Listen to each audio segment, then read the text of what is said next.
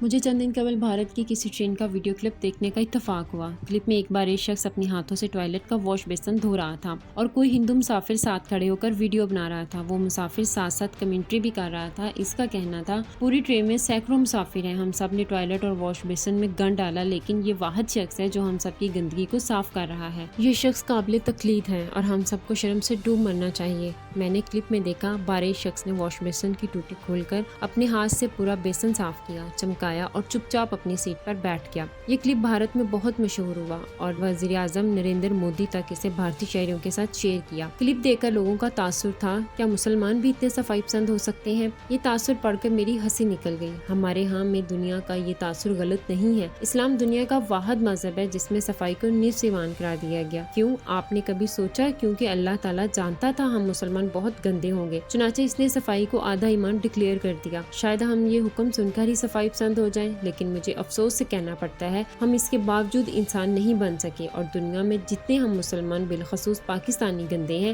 دنیا کی شاید ہی کوئی دوسری قوم ہوگی۔ پاکستان میں صفائی کرنے والوں کو چوڑا کہا جاتا ہے اور لوگ ان کے ساتھ ہاتھ ملانا، کھانا کھانا اور چائے پینا تک پسند نہیں کرتے، لیکن اگر دیکھا جائے تو اصل چوڑے گند ڈالنے والے ہم لوگ خود ہیں۔ وہ لوگ ہیں جو کموڈ کو کور اٹھائے بغیر کھڑے ہو کر پیشاب کرتے ہیں اور کموڈ اور فرش پر اپنی گلکاری کے آثار چھوڑ جاتے ہیں، اور جو واش بیسن کی غلاظت کا تحفہ دے دیتے ہیں۔ آپ ملک کے کسی بھی حصے کے پبلک ٹوائلٹس میں جا کر دیکھ لیں، آپ کو ابکائی آ جائے گی۔ 5 اسٹار ہوٹلز کے واش رومز میں بھی مہربانی فرما جاتے ہیں۔ یہ ٹوائلٹ پیپرز تک فرش اور کموڈ میں پھینک جاتے ہیں اور ہاتھ اور منہ دھوتے وقت پانی کے چھینٹوں سے آئینہ، وینٹی اور فرش گیلا کر جاتے ہیں۔ اب کسی دن پوش علاقوں کی گلیاں، بازار اور فٹ پاتھ دیکھ لیں، وہاں بھی غلاظت کے انبار ملیں گے۔ پارکوں میں چلے جائیں، ریسٹورانوں، کافی شاپس اور چائے خانوں میں جھانک لیں، یا پھر ہسپتال، کالج، یونیورسٹیوں میں بھی چلے جائیں، آپ کو ہر جگہ گندگی اور غلاظت دکھائی دے گی۔ ہماری ہر گلی کا اختتام اور آغاز کچرے کے ڈھیر سے ہوتا ہے۔ بسوں، ویگنوں، ٹرینوں اور میٹروز کا کوئی حصہ بھی صاف نہیں ملتا، اور یہ گند کون ڈال رہا ہے؟ یہ ہم سب کا کمال ہے۔ ہم میں سے ہر شخص دن رات گند پروڈیوس کرتا ہے اور اسے گلی محلے اور سڑک پر پھینک کر اپنے آپ کو ہلکا محسوس کرتا ہے۔ اور ہم ایسا کیوں کرتے ہیں؟ پہلی وجہ، ہم سمجھتے ہیں صفائی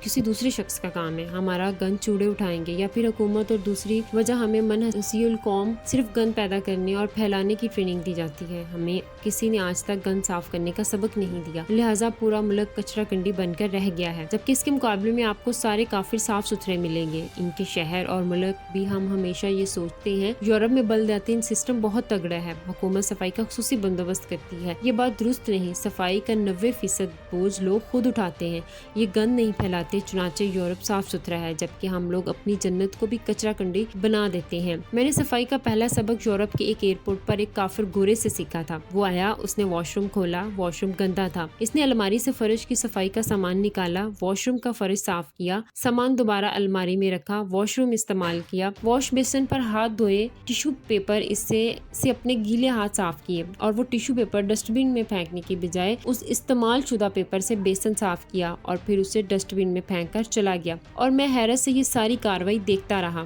اس شخص نے نہ صرف اپنا گند صاف کیا تھا بلکہ میرا بھی صاف کیا تھا، کیونکہ وہ واش روم اس سے پہلے میں نے استعمال کیا تھا۔ میرا سر شرم سے جھک گیا اور میں آج بھی اسے یاد کر کے شرمندہ ہو جاتا ہوں۔ میں نے یہ سبق پلے باندھ لیا اور پچھلے 22 برس سے نہ صرف اپنا واش روم خود صاف کرتا ہوں بلکہ دوسروں کا گند بھی صاف کر دیتا ہوں۔ میں نے اپنے باتھ روم میں چھوٹے چھوٹے تولیے رکھے ہوئے ہیں، میں بیسن استعمال کرنے کے بعد تولیے سے اسے خشک کر دیتا ہوں، کموڈ کو بھی صاف کر کے باہر نکلتا ہوں اور ایئر فریشنر بھی کرتا ہوں۔ اس ساری کارروائی میں صرف 1.5 منٹ لگتا ہے۔ مجھے اپنے گھر کے کچرے کی ٹوکریاں اٹھانے میں بھی کبھی کوئی یار محسوس نہیں ہوئی۔ میرے ذاتی دفتر میں لوگ شام کو چلے جاتے ہیں تو میں ان کے ٹوائلٹس اور بیسن بھی صاف کر دیتا ہوں۔ یہ خدمت بعض اوقات ان کی موجودگی میں بھی کر گزرتا ہوں، لیکن لوگ کیوں کر شرمندہ ہو جاتے ہیں، چنانچہ میں ان کے رخصت ہونے کا انتظار کرتا ہوں۔ میں نے چند دن قبل اپنے پورے دفتر کو اکٹھا کر کے انہیں سوئچ آن اور آف کرنا، دروازہ کھولنا، بند کرنا، جوتے صاف کر کے اندر داخل ہونا اور دیواروں کو ہاتھ کے نشانوں سے بچانے کا طریقہ بتایا۔ ہم میں سے 99% لوگ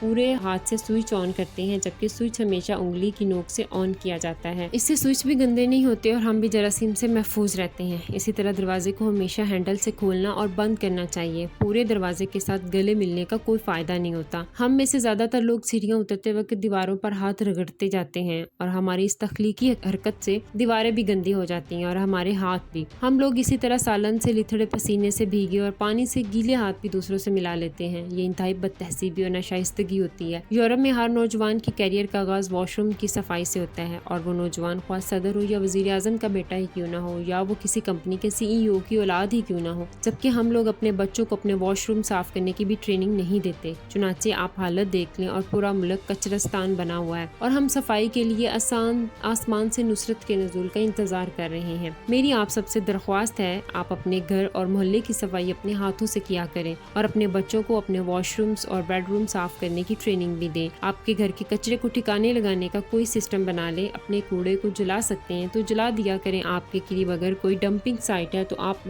روزانہ یا ہفتے میں ایک دن اپنا کوڑا وہاں ڈمپ کرایا کریں، اور اگر یہ بھی ممکن نہ ہو تو آپ 2-4 گھر مل کر کچرا اٹھانے والوں کی خدمات حاصل کر سکتے ہیں۔ اس سے بھی ماحولیاتی آلودگی کم ہو جائے گی، اور اگر یہ بھی نہ ہو سکے تو آپ کم از کم اپنا گند تو خود صاف کر لیا کریں۔ آپ یہ تحفہ دوسروں کے لیے کیوں چھوڑ جاتے ہیں؟ حکومت بھی مہربانی فرمائے اور یہ اسکولوں میں بچوں کو پہلی 2 سال صفائی، ٹائم مینجمنٹ، ڈسپلن، دوسروں کی مدد، قطار بندی، گفتگو، پانی، ہوا اور درختوں جیسے قدرتی وسائل کی قدر اور ماحولیات کے بارے میں ٹریننگ دیں۔ ہمیں منحص القوم تعلیم کی بجائے تربیت کی ضرورت ہے، لہٰذا آپ مہربانی فرما کر تعلیم و تربیت کی ترتیب بدل کر اسے تربیت و تعلیم کر دیں۔ تربیت پہلے اور تعلیم بعد میں۔ ہمیں خوفناک حد تک فنیشنگ اسکولوں کی ضرورت ہے۔ یہ ایسے اسکول ہیں جو تعلیم مکمل کرنے والی خواتین اور مردوں کو CV بنانے، انٹرویوز دینے، ڈریسنگ سینس، کمیونیکیشن، ڈائیلاگ اور ماحول کی صفائی کی ٹریننگ دیں۔ نوجوانوں کو زندگی گزارنے کا ڈھنگ سکھائیں۔ ہم آج تک لوگوں کو کھانسنے، ناک صاف کرنے اور جمائی لینے کا طریقہ نہیں سکھا سکے۔ ہم چائے بھی لسی کی طرح پیتے ہیں، چنانچہ